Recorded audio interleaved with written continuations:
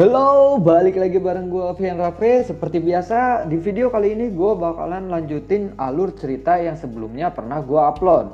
Sekali lagi gue jelasin, di sini gue cuman bacain alur cerita dari novel itu sendiri. Jadi kalau misalkan ada perbedaan antara video dan ceritanya, harap dimaklum ya, karena videonya atau filmnya itu belum rilis. Tanpa banyak basa-basi, yuk kita langsung check this out aja alur ceritanya. Di episode sebelumnya menceritakan tentang pelarian Xiaoyan yang dibantu oleh gurunya. Mereka bersembunyi di sebuah gua. Dan saat ini mereka telah keluar dari persembunyiannya. Xiaoyan menanyakan kepada gurunya Yellow, "Guru, apakah ada jejak murid Mystic Cloud di sekitar sini?" Gurunya lalu menjawab, "Iya, beberapa ratus meter dari sisi jurang ini, saya dapat merasakan cukup banyak Qi dengan kekuatan yang berbeda-beda. Dan beberapa dari mereka juga berada di sisi lain. Yunsan juga telah meninggalkan jejak energi di tubuhmu. Meskipun saya telah menekan energinya, saya rasa mereka akan mampu merasakannya secara samar-samar. Oleh karena itu, mereka mengelilingi area di sekitar sini untuk mencari keberadaan Anda." Shen lalu berkata sambil tertawa dingin, Sepertinya Mystic Cloud benar-benar ingin membunuhku. Bocah, sepertinya kita tidak bisa lebih lama lagi berada di sini. Jika ketua Mystic Cloud bergegas, kamu akan berada dalam bahaya. Selain itu, saya membutuhkan setidaknya setengah bulan sebelum kekuatan spiritual saya pulih seutuhnya. Oleh karena itu, dalam waktu setengah bulan ini, mau tidak mau, kamu harus mengandalkan dirimu sendiri. Baiklah guru, karena saat ini saya dikepung dari 3 arah, saya hanya bisa terus bergerak lebih dalam ke pegunungan Magical Beast dan menemukan kesempatan untuk saya mengambil jalan memutar.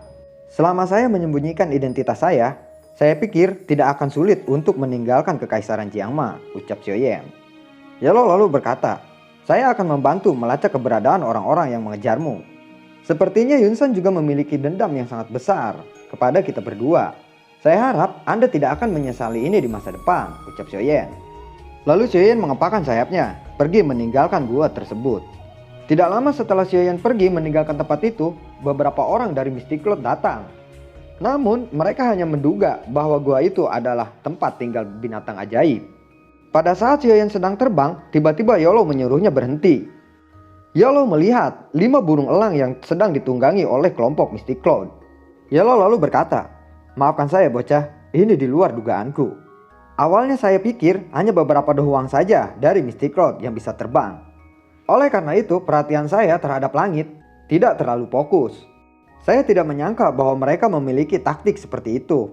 Murid Setek Cloud yang mengendarai binatang ajaib itu, saya kira mungkin mereka berada di tingkatan Dadozi bintang 2, ucap dari Yellow. Guru, Anda tidak perlu menyalahkan diri sendiri.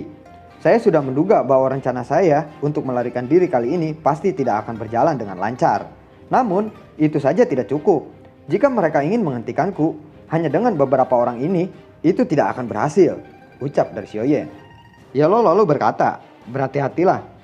Cobalah lakukan yang terbaik agar mereka tidak bisa menahan Anda di sini." Kelompok dari Mystic Cloud itu telah melihat keberadaan Xiaoyan. Dia mengeluarkan peluit di dadanya untuk memberi sinyal kepada Yunsan. Tidak lama kemudian, Xiaoyan mengeluarkan serangan tiba-tiba. 2 murid Mystic Cloud telah disembur racun 7 warna oleh Hypen Python. Sedangkan 3 lainnya mati oleh serangan Xiaoyan. 1 murid lainnya berhasil melarikan diri bersama binatang ajaib. Dan dari kejauhan, datanglah 50 pasukan murid Mystic Cloud lainnya, yang dipimpin oleh 3 tetua yang bertarung dengan Kaisar Es sebelumnya. Namun Xiaoyan akan melakukan serangan diam-diam. Dia merasakan kemunculan Do Huang.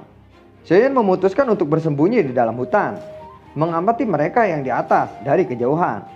Xiaoyan melihat bahwa sosok yang hadir terakhir kali adalah Yunyun. Dia menyadari Yunyun pasti bisa merasakan keberadaannya, karena antara Xiaoyan dan Yunji memiliki ikatan oleh sayap dokinya.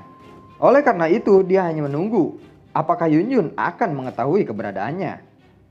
Tiba-tiba tangan Yunyun mengarah di mana Xiaoyan berada, dan nyala putih seperti lampu dipancarkan ke arah tempat Xiaoyan berada.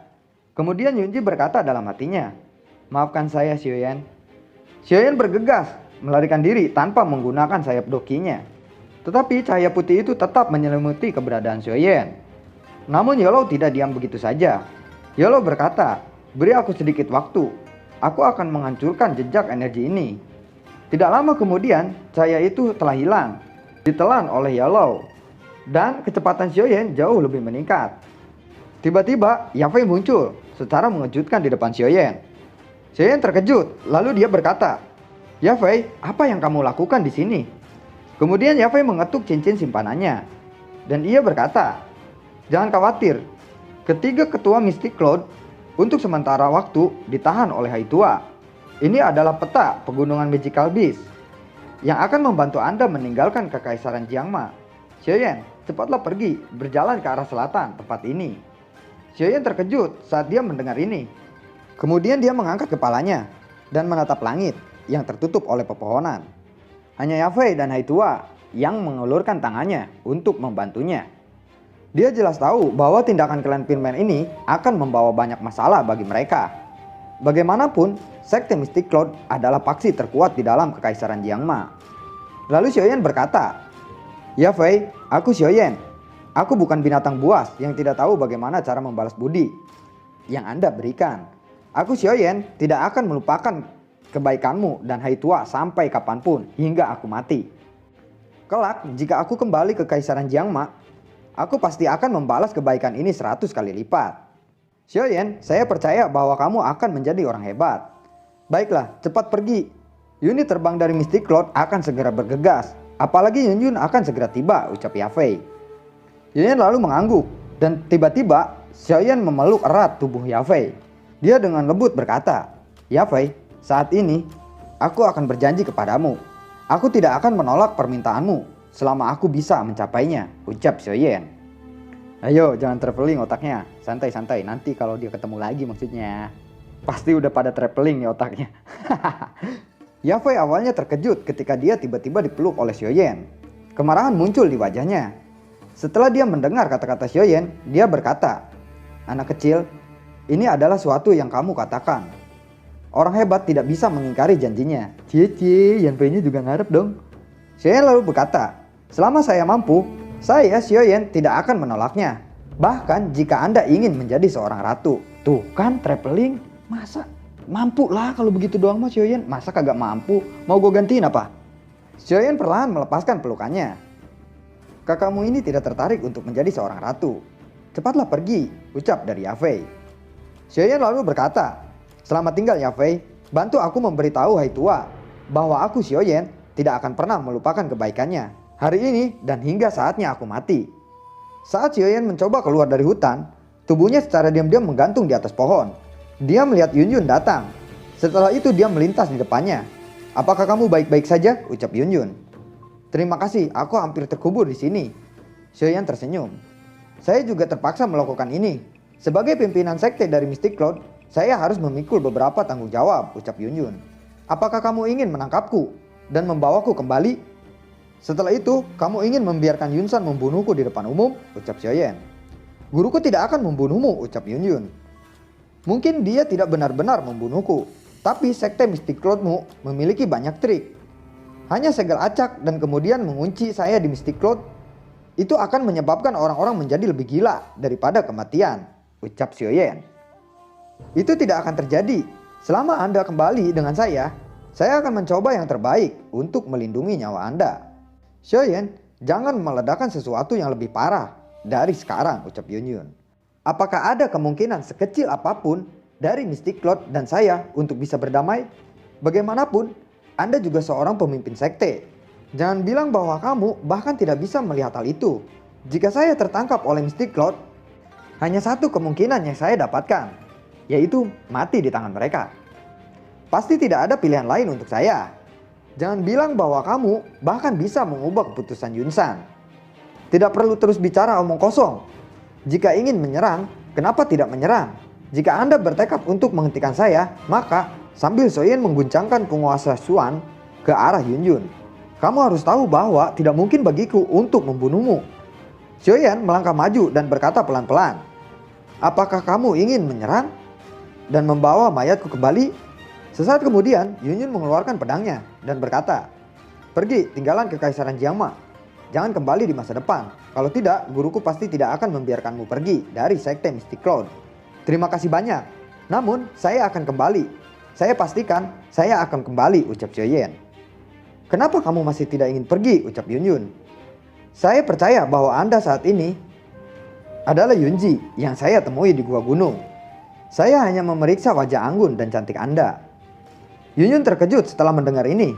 Denyut nadinya langsung melonjak cepat. Dia dengan paksa menekan perasaan di hatinya. Aduh, ampun, kenapa Xiaoyan ini diperebutkan oleh cewek-cewek cantik anjir? Aduh, anjir. Dia dengan sengaja bertindak acuh tak acuh saat dia berkata, Yunyun adalah Yunji, Yunji adalah Yunyun. Ini adalah satu yang sama. Seharusnya sudah lama Anda ketahui. Selain itu, ketika Anda berada di Mystic Cloud, bukankah kamu berkata bahwa terlepas dari apa yang saya lakukan, kamu, Xiaoyan, dan aku Yunji tidak akan memiliki hubungan lagi di masa depan. Saya tidak memiliki kesan yang baik tentang pemimpin sekte Mystic Cloud, Yunyun. Tetapi terhadap Yunji, saya memiliki banyak kesan yang baik. Hari-hari di gua gunung saat itu, aku tidak akan pernah melupakannya sampai aku mati. Xiaoyan tertawa pelan-pelan dan tiba-tiba perlahan memeluk Yunyun. Aduh, dipeluk semuanya dong. Pak Boy, sisain gitu satu buat gua, ya ampun. Setelah sekitar 3 menit memeluk Yunyun, Xiaoyan melepaskan dan berkata, bantu aku memberitahu Yunsan bahwa aku, Xiaoyan, masih akan kembali. Ketika saatnya tiba, aku akan membuatnya membayar hutang hari ini. Begitu dia selesai mengatakan ini, Xiaoyan akhirnya meninggalkan lokasi itu. Yunyun tidak bergerak sedikit pun dari tempatnya. Saat menatap Xiaoyan yang sedang berangsur-angsur menghilang, senyum di wajahnya perlahan menghilang dan muncul kepahitan. Dia bergumam pelan-pelan, meskipun itu membawa rasa sakit di hatiku, aku harap kamu tidak akan pernah kembali. Waktu akan membuat semua kebencian memudar. Namun itu mungkin benar-benar seperti yang diucapkan guru saya. Saya mungkin harus sendirian sepanjang hidup saya. Dan akhirnya kisahnya sampai di sini dulu. Nantikan video gua berikutnya. Dan jangan lupa, jangan di like, jangan di komen, dan jangan di subscribe ya. Dan juga jangan di share bagi kalian yang tidak suka. Kalau yang suka, kalian bebas mau nge-like, mau nge-share, mau apa, terserah, bebas kalian. Dan channel ini adalah milik kalian yang terbaik, oke? Dan sehat selalu untuk kalian yang selalu support gua, dan berkah selalu, dan semuanya terbaik untuk kalian yang wow bagi gua. Oke, sampai jumpa di video gua berikutnya, dan assalamualaikum.